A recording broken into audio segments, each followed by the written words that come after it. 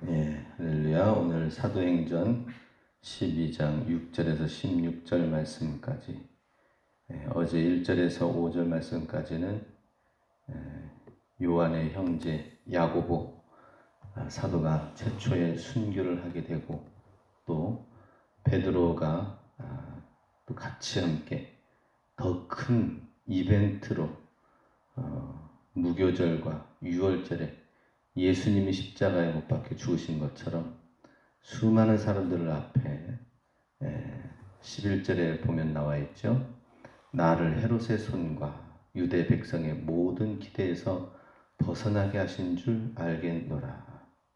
헤롯 왕, 로마의 세력과 유대의 모든 백성의 기대, 유대 백성들이 새로 일어나고 있는 예수님의 제자들, 사도들의 이러한 부흥의 소식, 이러한 것을 사탄은 그냥 내버려 두지 않는다 하는 것입니다.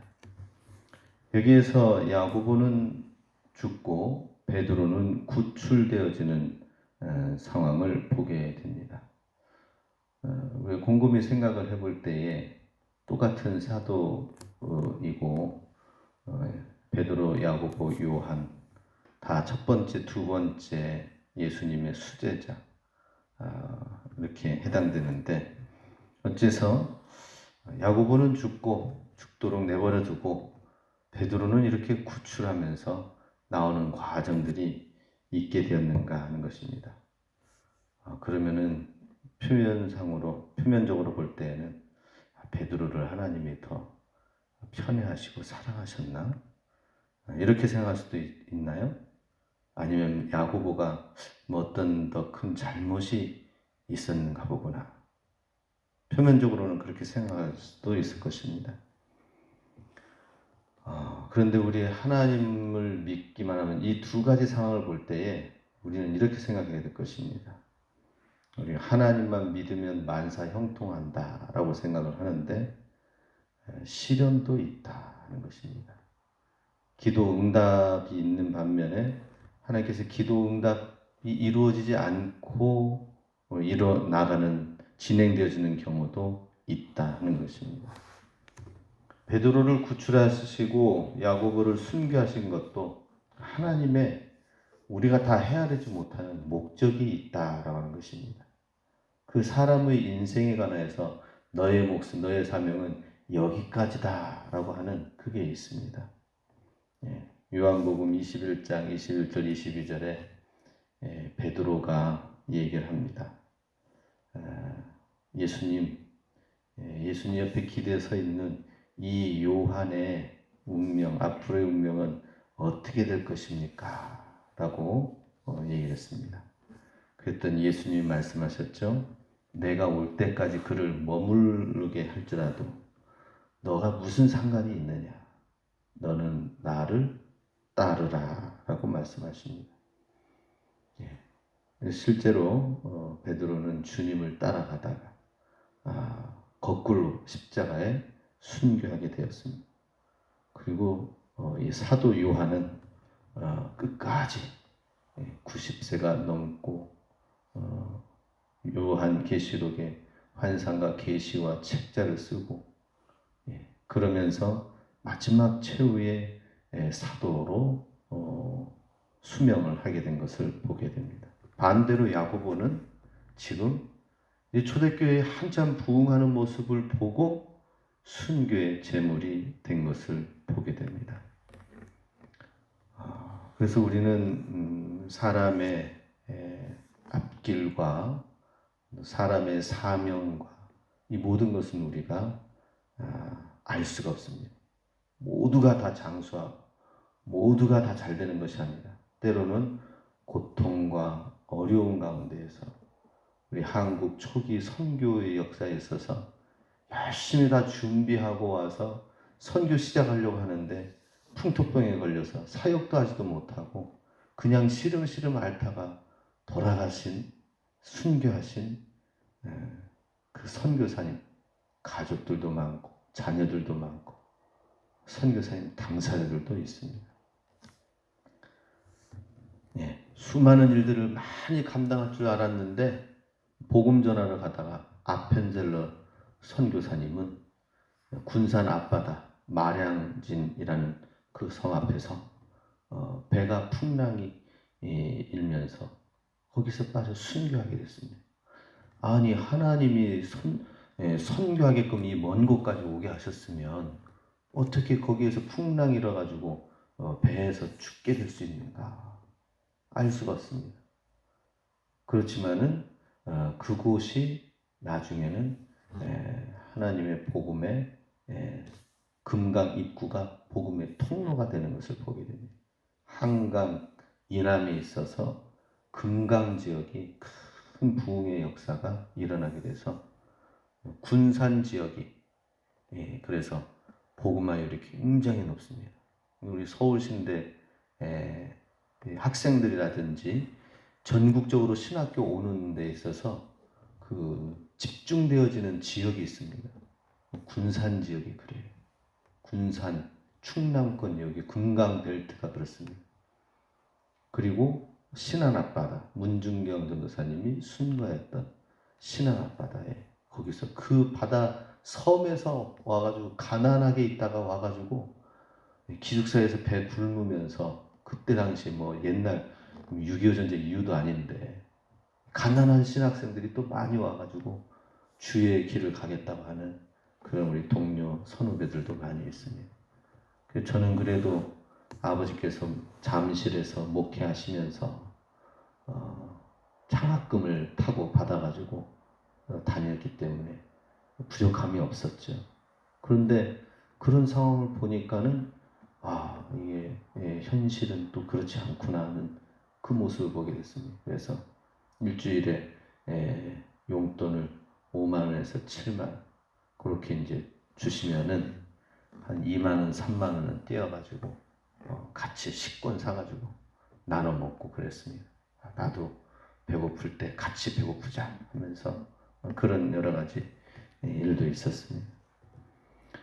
그만큼 사람마다 하나님의 목적은 다르다 하는 것입니다. 야고보의 길이 다르고 베드로의 길이 다릅니다. 우리는 하나님이 원대하신 목적에 따라서 하나님이 구원해 주시기도 하고 고난과 죽음을 허락하시기도 하고 그러면서 우리는 하나님의 사랑을 의심하지 않는 믿음을 가져야 된다. 하나님의 원대한 뜻을 발견하기를 힘써야 된다 하는 것입니다. 6절 말씀 헤롯이 잡아 내려고 하는 그 전날 밤에 베드로가 그 군인 틈에서 두세 사슬에 매어 누워 자는데 파수꾼들이 문 밖에서 옥을 지키더니 자 이제 베드로를 구출하는 그 상황이 나오는데 6절에서는요 그 전날 밤에 라고 나와 있습니다. 헤롯이 잡아내려고 하는 그 전날 밤에 그러니 이제 헤롯 그 할아버지 헤롯이 어땠습니까?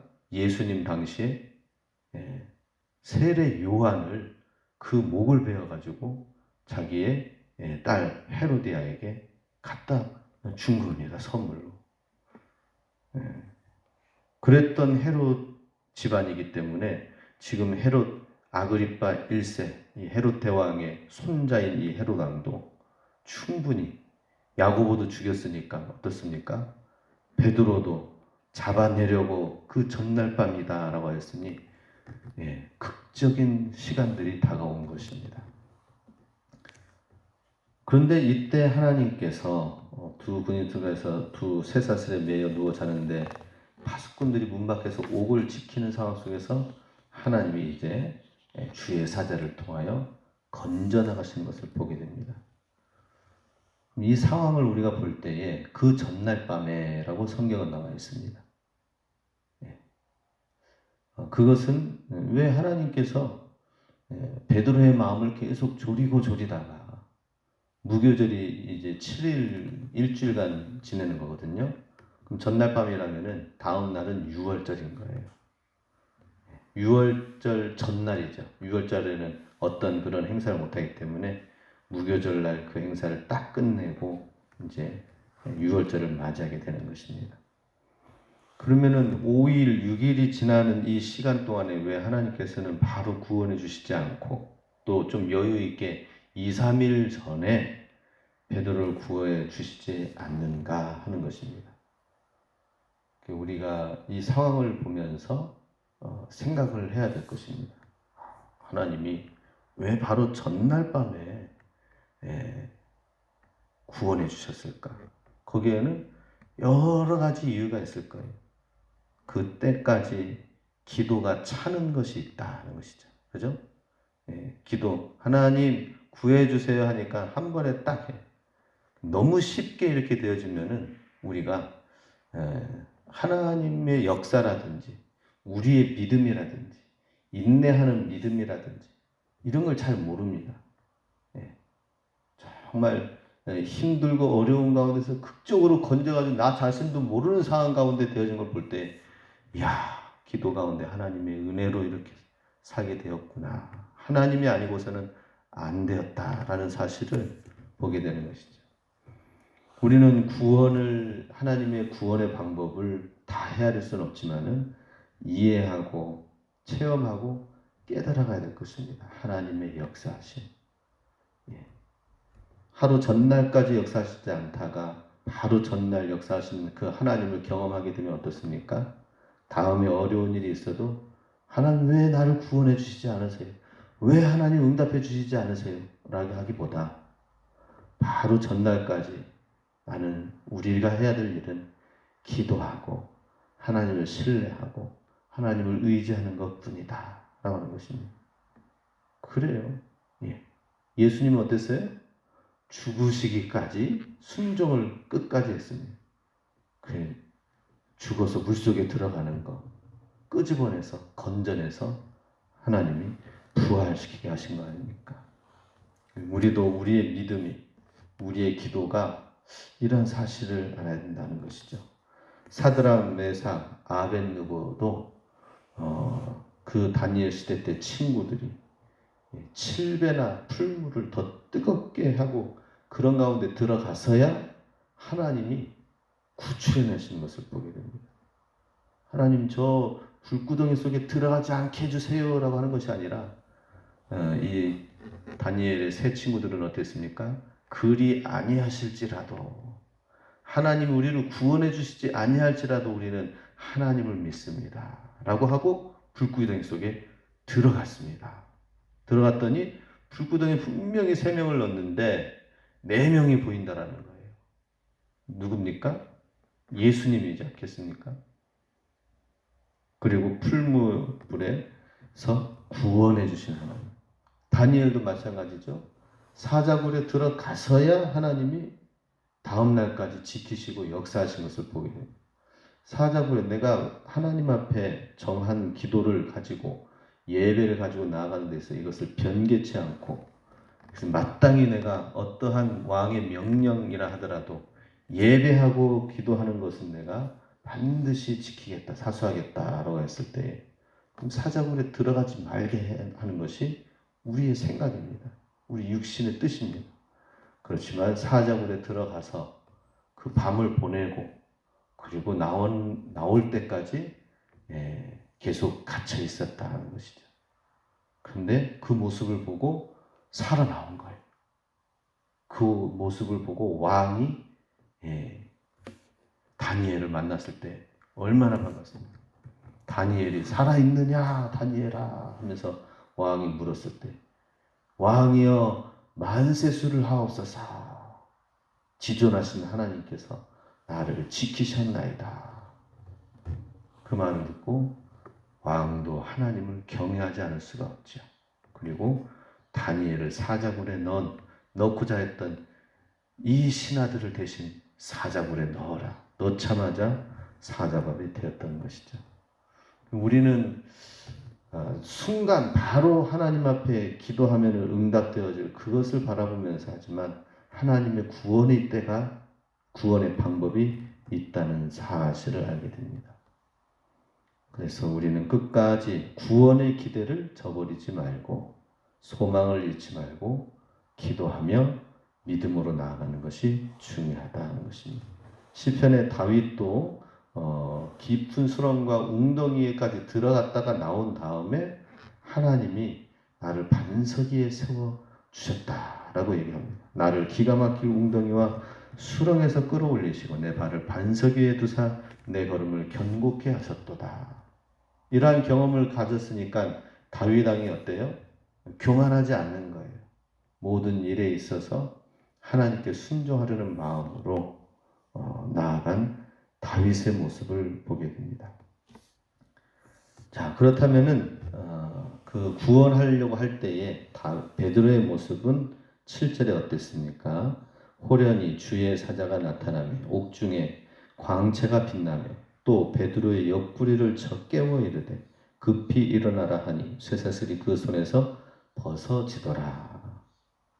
예, 호련히 갑자기 주의 사자가 나타나서 옥중에 광채를 비쳤다. 그런데 광채를 비춘 짠 하고 내가 나타났다라고 했는데 베드로 어때요?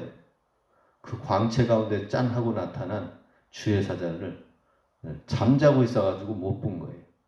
그러니 주의 사자가 머쓱했겠죠. 야, 내가 이렇게 광채를 가지고 이 옥중 앞에 옥에 나타났는데 야, 나를 못 알아주고 지금 이렇게 태평세월 잠을 자고 있다는 것입니다. 자, 그런데 지금 이 상황에서 베드로의 모습은 옆구리를 쳐 깨울 정도로 잠이 들어있는 모습을 보게 됩니다.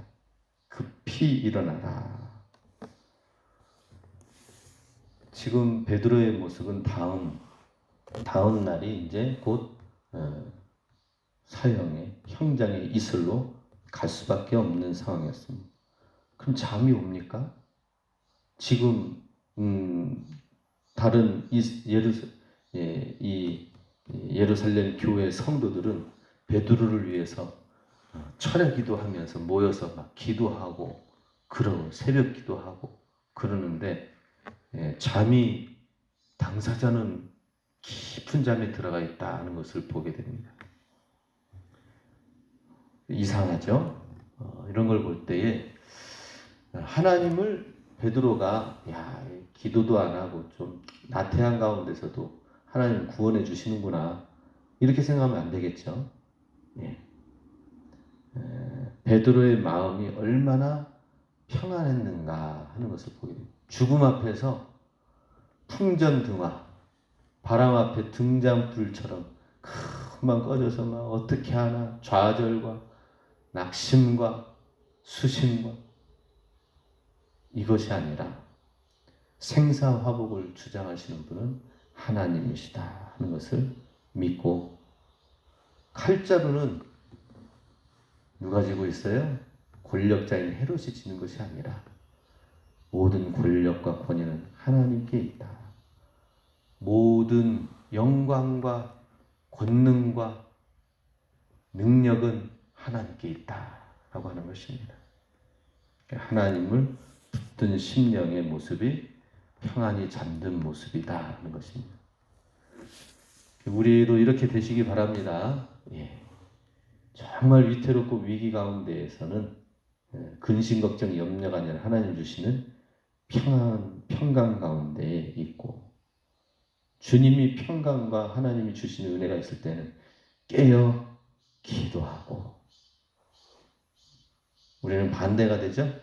편안할 때는 그냥 기도 없이 지내고 정말 위태롭고 뭔가 있을 때는 그제서야 아이고 어떻게 안 하고 염려하고 근심하고 뒤늦게 기도하고 우리는 반대가 되는 경우가 많이 있습니다.